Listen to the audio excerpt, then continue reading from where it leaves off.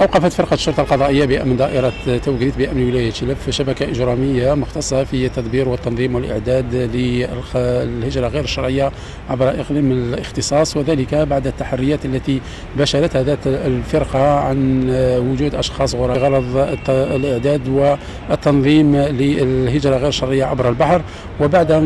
ترصد ومتابعة ونصب نقاط مراقبة عبر إقليم الاختصاص تم توقيف شاحنة من الحجم الصغير وعلى متنها 3 أشخاص، وبعد إخضائها للمراقبة الأمنية والإدارية ضبط بداخلها زورق